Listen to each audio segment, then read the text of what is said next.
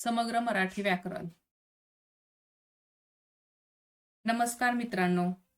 आज आपण मराठी व्याकरणातील एक अत्यंत महत्त्वाचा घटक शिकणार आहोत आणि तो म्हणजे नाम. भाषेतील प्रत्येक वाक्याची पायाभरणी नामावरच होते. म्हणूनच नाम समजून घेणे म्हणजे व्याकरणाचा पाया मजबूत करणे. या नाम घटकाबद्दल अधिक माहिती जाणून घेण्यापूर्वी तुम्ही आमच्या व्हिडिओला लाईक करा, चॅनलला सबस्क्राईब करा आणि हा व्हिडिओ जास्तीत जास्त शेअर करा. त्याचबरोबर सर्वात महत्त्वाचं म्हणजे व्हिडिओ शेवटपर्यंत पहा. चला तर मग आपण नाम म्हणजे काय, त्याचे प्रकार आणि त्यांची उदाहरणे याचा अभ्यास करूयात.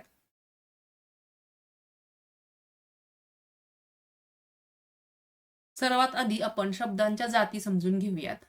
शब्दांच्या एकूण 8 जाती आहेत.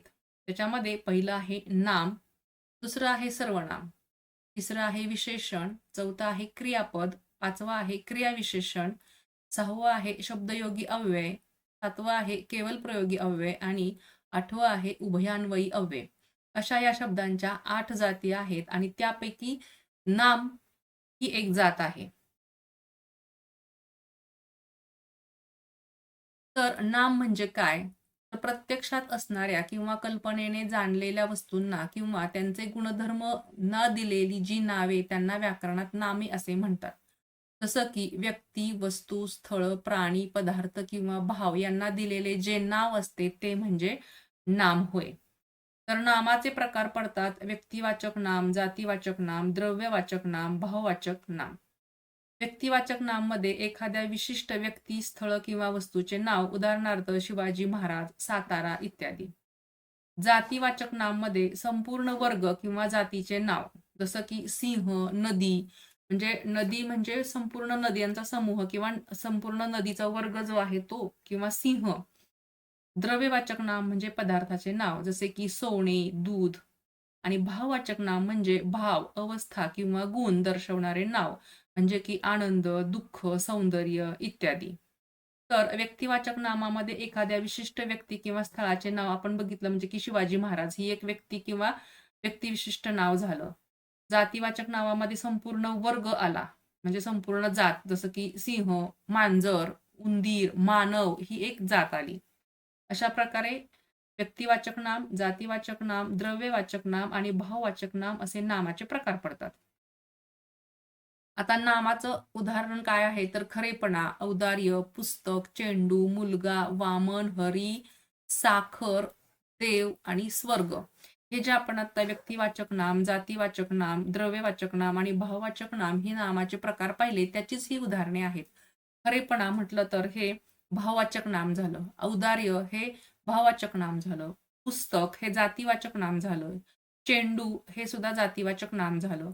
मुलगा, वामन, वामन हे व्यक्तिवाचक नाम झालं. हरी हे व्यक्तिवाचक नाम झालं. साखर, देव, स्वर्ग अशी ही या नामाची व्यक्तिवाचक, जातीवाचक, द्रव्यवाचक आणि भाववाचक नामे आहेत. नामाचे प्रकार. तर नामाचे मुख्य 3 प्रकार आहेत. एक आहे सामान्य नाम, दुसरं आहे विशेष नाम आणि तिसरं आहे भाववाचक नाम. तीनही प्रकार आपण स्पष्टीकरणासह तिथं अभ्यासणार आहोत. सामान्य नाम म्हणजे काय? तर एकाच जातीच्या पदार्थातील समान गुणधर्मामुळे त्या वस्तूला सर्वसामान्य नाव दिले जाते, त्याला सामान्य नाम असे म्हणतात. उदाहरणार्थ घर, शाळा, नदी, मुलगा, शिक्षक.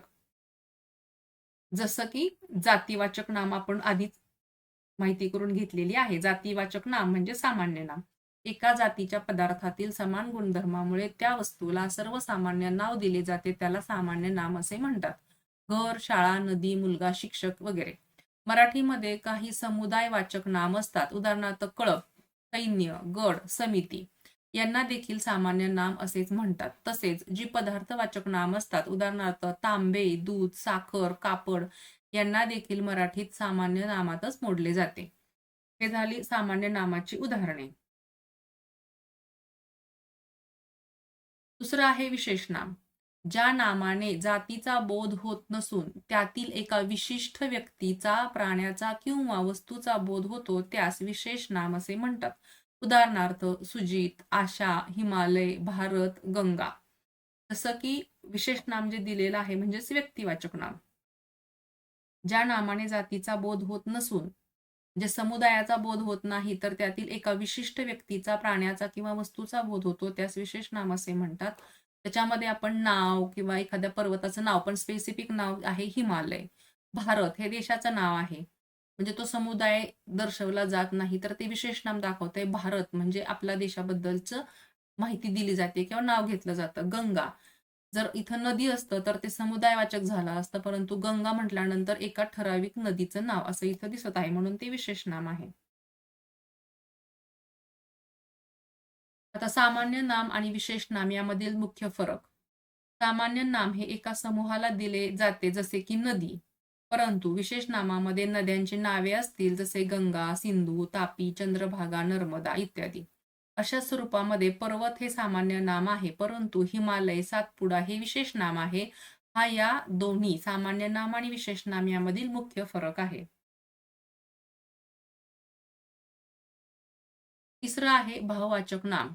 ज्या नामाने प्राणी किंवा वस्तू यांच्यामध्ये असलेला गुणधर्म किंवा भाव यांचा बोध होतो, त्याला भाववाचक नाम असे म्हणतात. उदाहरणार्थ, शूर, वीर, महान, गुलामगिरी, धैर्य. विशेष नामांना धर्मवाचक नाम असे सुद्धा म्हणतात. जसं की भाववाचक नामामध्ये भाव किंवा अवस्था किंवा गुण दर्शवणारा भाव असतो किंवा बोध होतो त्याचा. उदाहरणार्थ आनंद, दुःख ही सुद्धा भाववाचक नामाची उदाहरणे आहेत. सौंदर्य, गुलामगिरी वगैरे. बऱ्याच वेळा सामान्य नाम हे विशेष नामाचे कार्य करते आणि विशेष नाम हे सामान्य नामाचे कार्य करते. म्हणजे सामान्य नाम जे एक नंबरला आपण सुरुवातीला पाहिलं ते सामान्य नाम म्हणजे जातीवाचक आणि विशेष नाम म्हणजे एखाद्या विशिष्ट व्यक्तीला किंवा पदार्थाला किंवा नदीला दिलेलं जे नाव असतं ते विशेष नाम. तर बऱ्याच वेळेला सामान्य नाम हे विशेष नामाचं कार्य करतं आणि विशेष नाम हे सामान्य नामाचं कार्य करतं. उदाहरणार्थ, शेजारची तारा यंदा बी.कॉम झाली. आता तारा वरील वाक्यामध्ये तारा हे मूळचे सामान्य नाम आहे. तारा म्हणजे तारे जे आकाशामध्ये असतात ते. आणि या वाक्यामध्ये त्याचा उपयोग विशेष नाम म्हणून करण्यात आलेला आहे. म्हणजे एका मुलीचं नाव म्हणजे तारा हे विशेष नाम आहे. असताना ते सामान्य नाम आहे तारा म्हणजे आकाशातील तारे. परंतु इथं शेजारची तारा यंदा बी.कॉम झाली म्हणजे एका मुलीचं नाव आहे म्हणजे ते विशेष नाम झालेलं आहे. त्याचप्रमाणे अरुण कुंभकर्णच दिसतो. वरील वाक्यामध्ये कुंभकर्ण हे मूळचे विशेष नाम आहे. कुंभकर्ण म्हणजे रावणाचा भाऊ कुंभकर्ण. एका व्यक्तीचे नाव आहे ते म्हणजे विशेष नाम आहे. परंतु इथे कुंभकर्ण हा शब्द म्हणजे अतिशय झोपाळू या अर्थाने वापरलेला आहे. म्हणजे मूळचे विशेष नाम वरील वाक्यामध्ये सामान्य नामाचं कार्य करतो. अरुण हे स्पेसिफिक नाव दिलेलं आहे. अरुण कुंभकर्णच दिसतो म्हणजे झोपाळू आहे असा त्याचा अर्थ होतो. म्हणजे अरुण फारच झोपाळू दिसतो म्हणून ते सामान्य नाम आहे. म्हणजे या वाक्यामध्ये कुंभकर्ण हे विशेष नाम नसून ते सामान्य नाम म्हणून वापरलेलं आहे. काही वेळा भाववाचक नामाचा उपयोग विशेष नामासारखा केला जातो. उदाहरणार्थ, विश्वास अतिशय चांगला मुलगा आहे. आता विश्वास हे भाववाचक नाम आहे. सौंदर्य, विश्वास, गुलामगिरी वगैरे. या वाक्यामध्ये विश्वास हे भाववाचक नाम आहे, परंतु वरील वाक्यामध्ये त्याचा उपयोग विशेष नाम म्हणून करण्यात आलेला आहे. म्हणजे ते एका व्यक्तीला दिलेलं नाव आहे विश्वास. म्हणून ते इथं विशेष नामाचं कार्य करत आहे. असताना विश्वास हे नाम भाववाचक नाम आहे. या वाक्यामध्ये विश्वास हे एका व्यक्तीला दिलेलं किंवा मुलाला दिलेलं नाव आहे. त्यामुळे या वाक्यामध्ये ते विशेष नामाचं कार्य करते. वरील उदाहरणावरून असे दिसून येते, की सामान्य नामे, विशेष नामे आणि भाववाचक नामे हे एकमेकांचे कार्य करतात आणि ते वाक्यानुसार त्यांचं कार्य बदलतात. आता नामाचा विशेष वापर. काही वेळा वाक्यातील संदर्भानुसार एका प्रकारच्या नामाचा उपयोग दुसऱ्या प्रकारच्या नामासारखा केला जातो. भाववाचक नामाचा विशेष नाम म्हणून वापर कसा करतात? तर जेव्हा एखादे भाववाचक नाम जे एखादा गुण किंवा भाव दर्शवते, एखाद्या व्यक्तीसाठी किंवा विशिष्ट वस्तूसाठी वापरले जाते, तेव्हा ते विशेष नाम ठरते. उदाहरणार्थ, विश्वास अतिशय चांगला मुलगा आहे. मूळ अर्थ विश्वास म्हणजे ट्रस्ट हे मुळातच एक भाववाचक नाम आहे. वाक्यात मध्ये वापर जो केलेला आहे तो विश्वास हे एका मुलाचं नाव आहे. त्यामुळे तेथे ते विशेष नाम म्हणून आलेले आहे. अशाच प्रकारे इतर काही भाववाचक नामे विशेषनाम म्हणून वापरली जातात.